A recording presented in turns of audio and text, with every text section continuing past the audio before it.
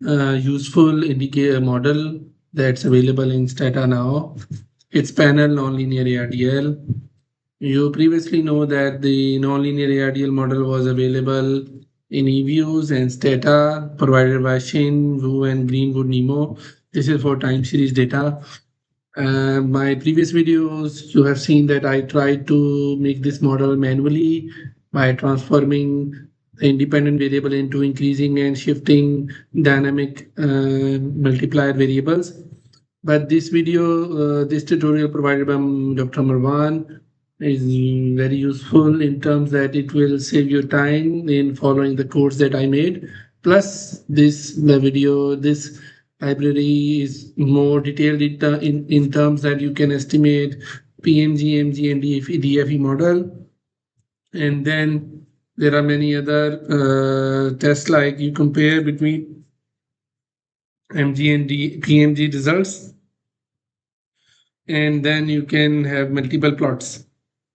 So I will start with this code. So you can see how it splits the model. So it takes x positive variable from I to j, where delta j is positive, so it will become positive. Otherwise 0, and then negative is when the delta x is minimum or 0 is minimum. So it picks the relevant variable. So today I have a sample data of x1 and x2. So what I will do, we start with, first of all, declare it as a panel data. Okay, so here is not available. Here it's a time variable. So xt set id time. So it's declared.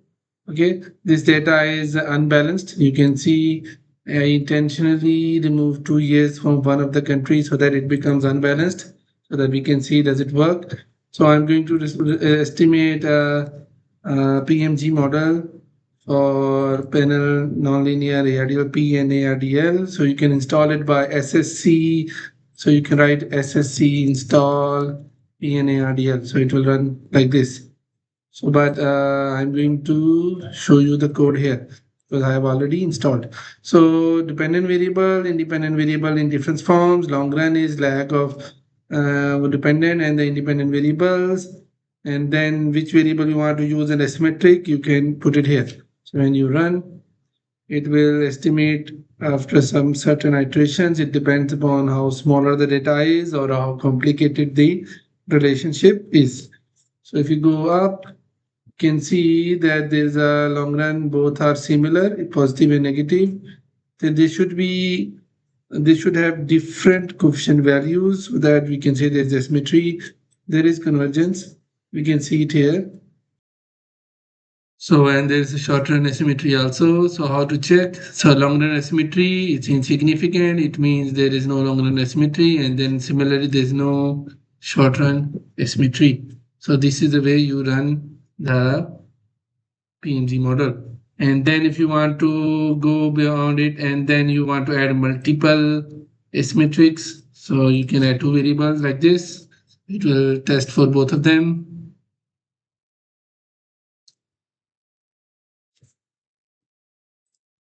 So you can see both coefficients, similar values, and a convergence coefficient is significant negative. There is at 10% long run asymmetry in first variable x1, but there is a no short run asymmetry in x1. There is a 10% long run asymmetry here. This way you can do, and then you can go beyond it, and then you can have all the relevant charts. Okay, so I will do it here. So if you run this, it will show you asymmetric table, panel coefficients, impulse response function multipliers, and the dynamic multipliers, and all the relevant graph. Full means that if it is PMG, or then it will show you the country-wise short-run results also. So replace means it will replace the coefficient values, the ECMs that it made, it will replace it. So let it load first. Now I will explain the graphs one by one. So go to the start. Meanwhile, the graphs are also being loaded. So from here, let's go to the start. This was our code. You can see that the x1 has asymmetric variables and convergence coefficient. And then you can see for all countries, the short-run results are here. 10 short-run results. Variable 1 has a long run and short run asymmetry test, and then asymmetry coefficients. So long run is here, and then short run coefficient and their difference and asymmetry present or not. The summary is here. Then per panel coefficients. So this is error correction coefficient for each cross section and its half life and its speed of adjustment. If it's converging, yes. Significant, yes. And then you can see the dynamic multipliers. Okay, it is for showing for each time period. For 20 time periods, it is showing that it was symmetric at the start, and then it became asymmetric, then symmetric again, and then became asymmetric again. Okay, so it is also plotted later on. I will show you. And then you can see that long run, this is the value coefficient, and it's also shown here, and it's also shown in the long run. Okay, and then there's a impulse response function. So if there's a y plus shock and y negative shock, how does it dissipate?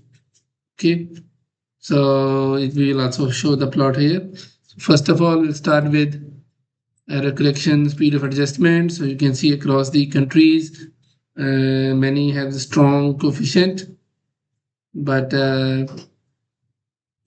so you can see only 2 countries have small coefficient, but none of them is non-convergent. Second, the symmetry values. So you can see there's a slight difference, but this is based upon the scale only. So technically there is no asymmetry. Then if you see the multiplier, you can see that if there is a shock, how does it increase?